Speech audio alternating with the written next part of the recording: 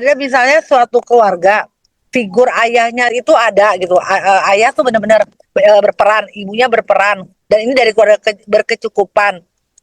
eh Apa tentang gadget juga dipantau ya. Tapi kenapa bisa anaknya tuh belum maksudnya gini, nggak terjerumus LGBT sih, belum jadi seorang homoseksual gitu. Tapi kayak menyenangi, ini laki ya, tapi dia suka berdandan gitu. Jadi kayak cowok-cowok Korea gitu. Padahal apa orang tuanya tuh membatasi gitu, kayak untuk menonton acara-acara kayak film-film Korea atau apa. Tapi kok ini bisa bisa seperti ini ya, apa gimana ya, itu yang saya bingung, bisa terkontaminasinya dari mana gitu. Ayah ibu dekat, agama juga bagus gitu, disekolahkan di sekolah agama, dan ya pengawasan gitu. Cuman kok bisa sampai suka untuk berias seperti cowok-cowok Korea gitu. Itu kenapa ya bisa jadi seperti itu gitu, Ustazah?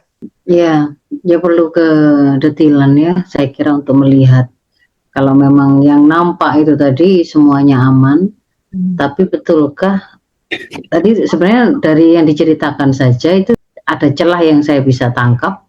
Dia meniru dandanan artis-artis cowok Korea. Nah itu kan berarti dia biasa itu terpapar dengan tontonan Korea, apa itu drakor, yang memang kemudian pada pola-pola apa drama-drama Korea itu, termasuk K-pop, K-wave lah, K-wave pokoknya ya, gelombang budaya Korea, mau K-popnya, musik atau film atau yang lain, itu kan memang hampir 100% di sana itu operasi plastik itu dilakukan.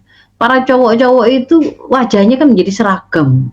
Saya dulu itu ketika mau mencoba memahami BTS ya, pertama kali melihat personil BTS itu bingung saya itu.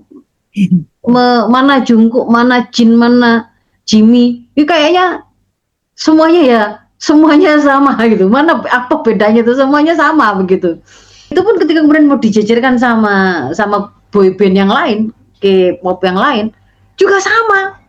Hari ini aja hasil operasi artis-artis di Indonesia juga ketika kemudian ke sana oplasnya itu kan juga ada yang loh, bibirnya kok jadi sama persis itu antara si ini dan si ini dan si ini gitu kan, karena memang ada template-nya kan begitu ya. Jadi memang sama, dan semakin ke arah itu kan berkolaborasi dengan apa yang digambar dalam manga-manga itu, dalam kartun-kartun manga, di cergam-cergam, di komik-komik mereka. Nah, itu di situ itu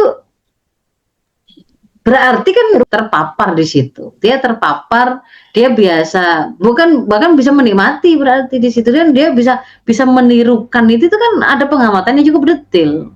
Artinya itu bukan sesuatu yang misalnya seperti saya yang sebelum kemudian terjun memahami BTS itu, karena waktu itu kan saya ada keperluan untuk, waktu itu mau diminta untuk bicara tentang perang fandom antar fandom itu kan, antar fandom itu fanatik mereka itu kan, saling serang itu gak karu-karuan begitu. Itu memahami apa yang terjadi sih pada generasi muda kita dengan K-wave itu saya terjun itu kan sudah dalam posisi sebagai seorang yang memiliki modal pemahaman sakofa, ya profilnya seperti ini begitu.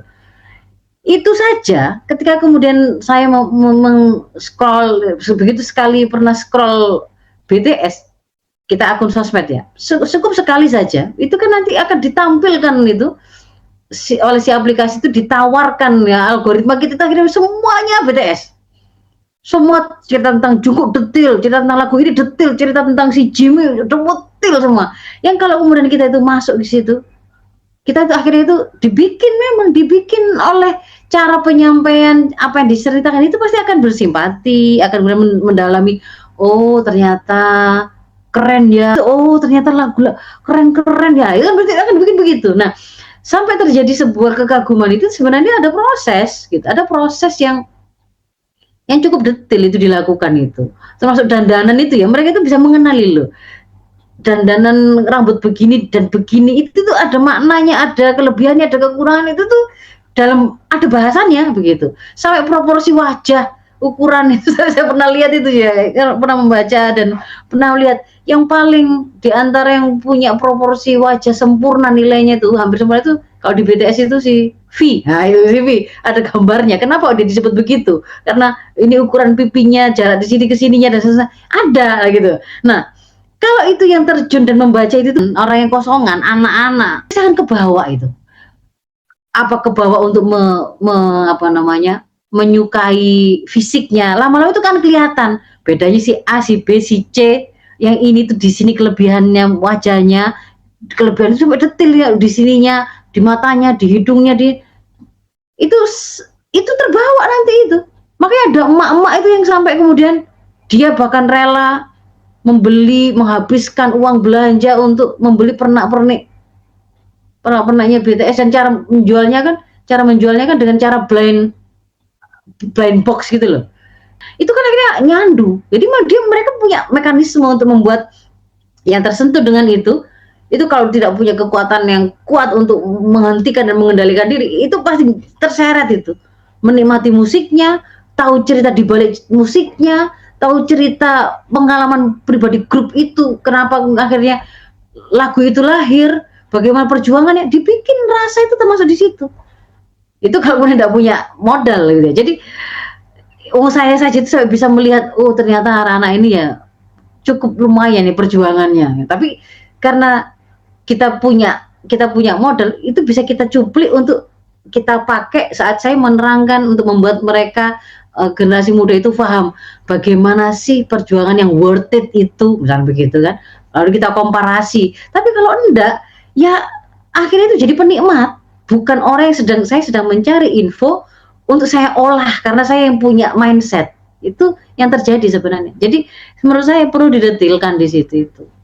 Kalau normalnya, situasi normal hari ini, arusnya untuk bisa tidak ikut menikmati dan menormalisasi LGBT itu butuh usaha keras. Sementara kalau untuk menjadi penikmatnya K-pop, penikmatnya orang-orang transgender yang melakukan itu tuh nggak perlu effort. Anda cukup scroll saja lalu lihat loh, orang laki-laki ini dandannya dari begini, mukanya lalu jadi begini cantik, otomatis sudah pengen lihat prosesnya, kagum. Kok bisa seperti itu? Nanti scroll yang lain, oh dia meniru wajahnya si ini artis ini itu, semuanya kok perfect, muncul kekaguman. Kan itu nggak perlu effort karena apa yang ditampilkan oleh si algoritma, dia tinggal scroll, membuat takjub, scroll lagi, ditawarkan lagi yang lain, sudah. Tapi kalau kemudian kita itu yang punya kendali betul, punya kontrol, punya mindset yang memang kuat, paham, ini lama-lama kalau kayak gini bisa-bisa saya ikut menikmati. Saya waktu awal-awal itu nggak bingung gimana cara menghentikan. Setelah habis nyari-nyari info kan akhirnya kan bombardir itu yang namanya FYP, itu algoritma itu semuanya tentang BTS. Saya sampai nyari gimana cara menghentikan, mengalihkan FYP kita. Itu kan akhirnya ternyata harus satu-satu, setiap kali muncul itu harus saya klik, tidak tertarik terusin itu sampai akhirnya berubah yang namanya algoritma itu. Nah itu anak-anak kita masa ngerti? Belum tentu ngerti gitu loh. Jadi ini saya menceritakan pengalaman pribadi yang berangkat mencari tahu itu tidak dengan kekaguman, tidak dengan sudah bersiap untuk hebatnya, nggak gitu. Tapi itu saja saya bisa melihat cara mainnya mereka memang untuk membuat siapapun yang kemudian tersentuh, terkoneksi dengan produk-produk yang mereka tampilkan, itu pasti kalau nggak struggle untuk berusaha lepas, itu akan terbawa, pasti terbawa. Sangat sistematis. Nanti akan dibikin bahwa K-pop idol itu adalah saya adalah K-pop idol, sampai begitu, sampai memainkan rasa itu sampai kita satu tim gitu, satu person, sampai seperti itu. Makanya sampai kemudian ada kefanatikan antar fandom itu sebegitu parahnya itu. Ya, jadi saya kira sebenarnya jawabannya ada pada pendetilan apa yang kemudian sedang terjadi pada sang anak, Tapi saya tadi itu menunjukkan satu contoh kalau terkait dengan kasus K-pop, saya pernah punya pengalaman itu sangat memungkinkan terjadi orang itu meskipun sebenarnya itu berangkat itu dengan sebuah kesiapan bahkan modal seperti saya punya mindset itu kalau kemudian tidak sadar diri betul hadir penuh kontrol itu bisa saja kemudian rasa itu mulai dimainkan ikut sudah mulai senang yang tadinya itu saya lihat mulanya itu si artis-artis BTS itu mau laki kok cantik bisa jadi kemudian lama-lama itu kelihatan ganteng gitu jadinya itu makanya perlu sekali kontrol, apalagi yang kosong. Anak-anak kita yang nggak disiapkan untuk mengendalikan rasa itu bisa mereka mainkan seperti apa itu.